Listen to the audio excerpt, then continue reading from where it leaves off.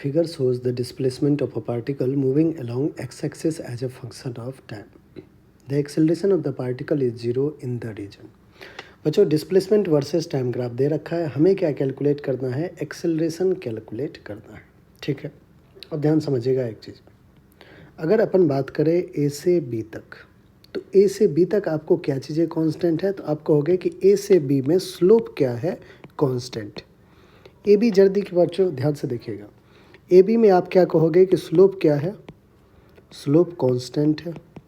Okay, अब displacement versus time graph का slope देता क्या है, तो slope of x T graph, x is displacement, T is time, slope of x T graph gives velocity.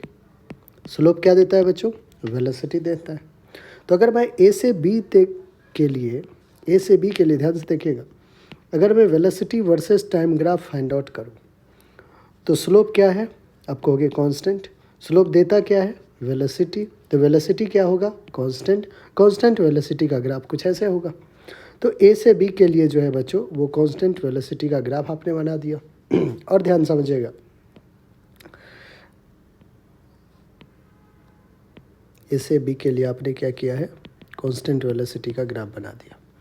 अगर मैं ये कहूँ कि स्लोप यहाँ पे क्या है इस ग्राफ में, तो स्लोप जो है बच्चों वो आपको 0 दिख रहा है। अब की बार स्लोप क्या दिख रहा है, वेलोसिटी टाइम ग्राफ का 0।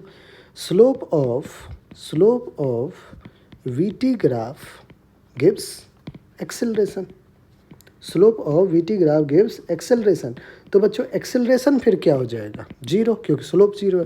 तो एक्सेलरेशन 0 ही क्या हमें फाइंड आउट करना है, बिल्कुल। The acceleration of the particle is 0 is in the region. तो ए बी का जो रीजन, ए बी कौन सा रीजन है, वो रीजन जिसमें एक्स टी ग्राफ का स्लोप क्या है, कांस्टेंट।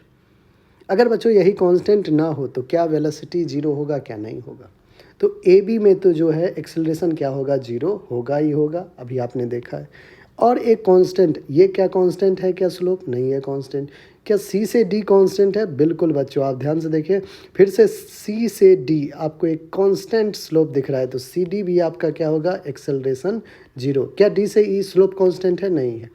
तो बच्चों ए से बी, सी से डी, ये दोनों जो है ये दोनों जो ग्राफ है, दोनों रीजन जो है ग्राफ पे, वो दोनों कौन सा रीजन है, 0 एक्सेलरेशन रीजन है।